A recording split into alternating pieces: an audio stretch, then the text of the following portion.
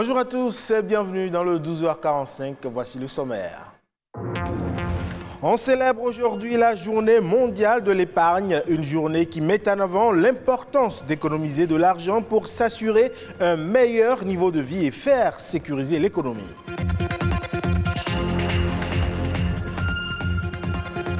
Et on parle également de cette maladie infectieuse de la dent qui endommage l'émail, puis la dentine en formant une cavité. La carie dentaire, qu'est-ce qui peut la causer et comment en prendre soin? Enfin, on évoque cette technique de représentation visuelle sur un support plat qu'est le dessin, un outil pédagogique qui peut contribuer à redorer l'image culturelle d'un pays.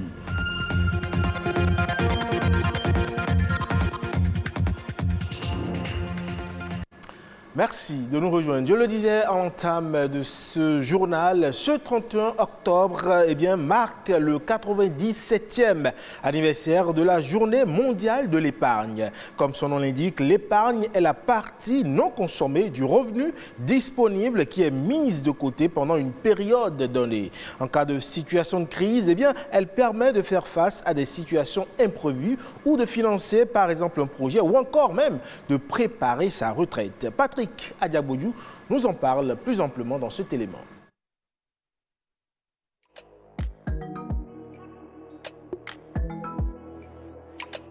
Nombreuses sont ces personnes qui renoncent chaque jour à certaines consommations immédiates et épargnent une partie de leurs revenus pour acquérir dans le futur une voiture, un logement, une parcelle et la liste n'est pas exhaustive. L'épargne est une action volontaire en vue de réaliser des projets futurs. Les économistes la considèrent comme une consommation différée dans le temps. De nos jours, les économies s'épuisent du fait des besoins qui s'augmentent au quotidien et les salaires ne suffisent parfois plus à couvrir toutes les dépenses minimum. L'épargne apparaît non seulement comme un moyen efficace pour parer aux imprévus, mais elle sert aussi à plusieurs autres fins, à savoir se prémunir contre les risques potentiels et les aléas de la vie comme le chômage et les maladies, acquérir des titres et des actions en espérant les revendre à la hausse et obtenir une plus-value. Il est aujourd'hui facile de distinguer plusieurs types d'épargne, l'épargne immobilière, l'épargne liquide et l'épargne financière de moyen et de long terme. La Journée mondiale de l'épargne met en avant l'importance d'économiser de l'argent pour s'assurer un meilleur niveau de vie. Mais aujourd'hui, l'on ne saurait parler de l'épargne sans associer les institutions financières ou les systèmes financiers décentralisés, puisque ce sont elles qui aident les populations à épargner en liquide et en nature la partie de leurs revenus qui n'est pas destinée immédiatement à la consommation. Oui, l'épargne permet de préparer un événement comme le mariage, prévoir l'arrivée d'un nouveau-né, acheter une maison, faire un investissement immobilier ou mobilier, anticiper un voyage, faire de nouvelles études ou encore s'acheter un objet qui nous fait rêver. Parlons à présent de la carie dentaire. C'est une maladie infectieuse qui est très souvent le résultat d'une mauvaise hygiène bucco-dentaire et de l'accumulation de plaques dentaires sur la surface de la dent. Et malheureusement, si elle n'est pas traitée, une carie dentaire peut détruire votre dent. Cause et traitement de la carie dentaire, c'est à travers cet élément. Ghislaine souffre de la carie dentaire depuis des années, un mal qui l'oblige à consulter une fois par semaine. Et c'est ici, dans ce cabinet dentaire, qu'elle se fait ausculter. J'ai des douleurs dentaires, j'ai le problème de sensibilité, des fois j'ai le problème de carie, donc j'ai été obligée de venir voir la dentiste afin de trouver une solution à mes douleurs. Cette maladie qui apparaît comme une infection des tissus de la dent est provoquée par des bactéries présentes naturellement dans la bouche. Elle est aussi favorisée par la consommation du sucre et certains comportements à risque. Il y a plusieurs causes qui vont être favorisées, notamment par la mauvaise hygiène bucco-dentaire. Il y a des causes héréditaires qui peuvent vous favoriser. Il y a les des causes nutritionnelles, l'alimentation, et il y a des conditions de vie aussi. Tout ça, mais tout ça est notamment favorisé par la mauvaise hygiène bucco-dentaire. Une mauvaise hygiène des dents qui peut entraîner des conséquences graves sur la santé. Quand on ne soigne pas et qu'on laisse le mal évoluer, après les microbes sont directement transportés dans le sang, sur les organes, vont se greffer sur le cœur, sur les reins, sur d'autres organes. C'est pour ça qu'on exige aux patients qui ont d'autres maladies chroniques telles que le diabète, l'hypertension, la maladie de cœur, d'avoir une hygiène bucco-dentaire stricte. Pour prévenir cette maladie, il est conseillé d'éliminer la plaque dentaire qui se pose sur les dents après chaque repas. Se brosser régulièrement les dents devient la principale solution. Pour préserver son organe dentaire, la base, c'est une hygiène bucco-dentaire stricte. Il ne sert à rien de ne pas se brosser, d'utiliser des bains de bouche. C'est inutile. Une bonne hygiène bucco-dentaire est réglée simplement par un brossage matin et notamment la nuit. Le brossage du soir après les repas est le plus important. Mieux vaut prévenir que guérir. Dans le cas de la carie dentaire, la prévention est efficace et passe par une bonne hygiène bucco-dentaire.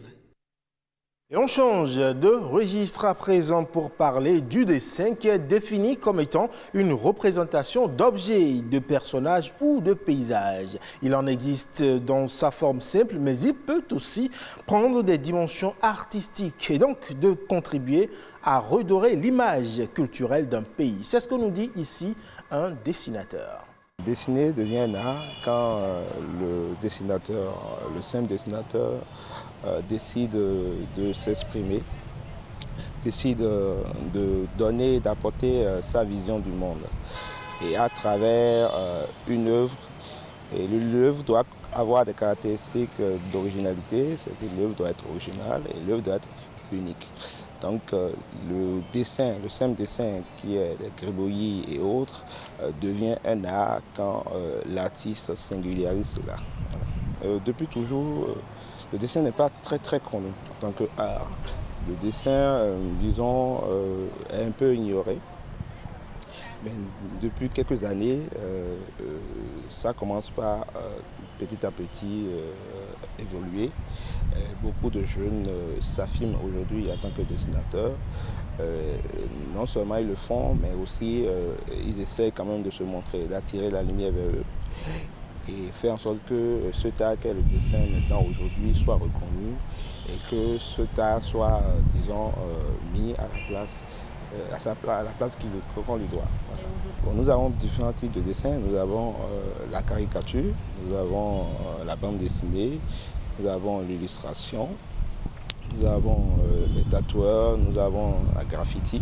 Le dessin fait déjà beaucoup pour l'image culturelle, à travers déjà les décors, à travers les bas-reliefs, à travers tout ce qu'on peut trouver dans la ville comme images et autres. Et aujourd'hui, le dessin peut apporter beaucoup parce que c'est le dessin qui illustre tout ce qui est événement, tout ce qu'on décide de transcrire en images, c'est le dessin qui le fait.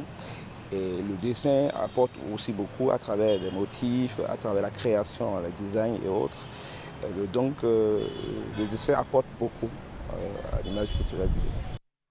Et en cette veille du démarrage de la COP26 à Glasgow, eh bien, l'enjeu pour les États, notamment les plus pollueurs, sera de donner des objectifs ambitieux,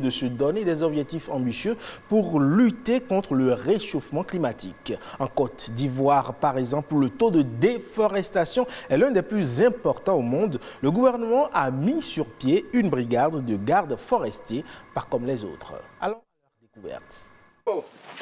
C'est avec une discipline militaire, baluchon et armes à la main que la brigade spéciale de surveillance et d'intervention de Côte d'Ivoire part en mission. 650 soldats projetés aux quatre coins du pays, formés aux armes, mais aussi à la botanique et à l'agroforesterie. Pour le commandant Diarra, la création de cette brigade en 2018 s'est imposée en raison de la déforestation grandissante du pays. À un moment donné, le gouvernement s'est rendu compte que la dégradation de notre patrimoine forestier commençait à prendre de l'ampleur. Des années d'indépendance à aujourd'hui, La Côte d'Ivoire a perdu près de 70% de son couvert forestier. Un couvert forestier en sursis qu'il s'agit de parcourir au moindre signalement. Les causes principales de déforestation illégale dans le pays, le trafic de bois, l'orpaillage illégal et la culture clandestine du cacao. C'est comme ça, le surveillance en forêt, quoi. Il faut toujours bouger, voilà, il faut être mobile, il faut faire attention à tout. Un œil ouvert à terre et dans le ciel grâce aux drones qui permettent de surveiller de grandes étendues de forêt et trouver d'éventuelles activités illégales. Dans les forêts classées, là, il y a des campements qui sont créés. Avec le drone, on n'a pas toujours la faculté de les détecter, mais avec le drone, là, on arrive à les voir et se projeter sur les sites. Dans une forêt voisine appartenant au domaine rural, où la découpe de bois est également interdite, la brigade découvre un tas de bois scié et tente d'intervenir pour neutraliser les responsables.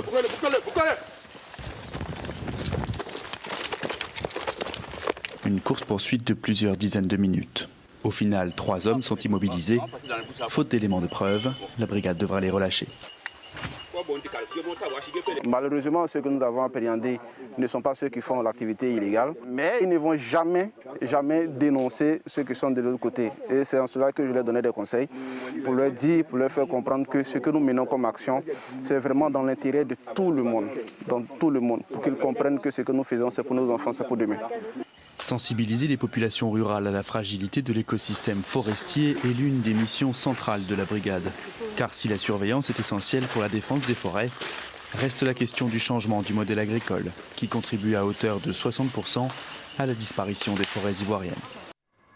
Et voilà qui met un terme à ce 12h45 que vous pouvez retrouver sur le site de l'ORTB, www.ortb.bj. Portez-vous bien et à la prochaine.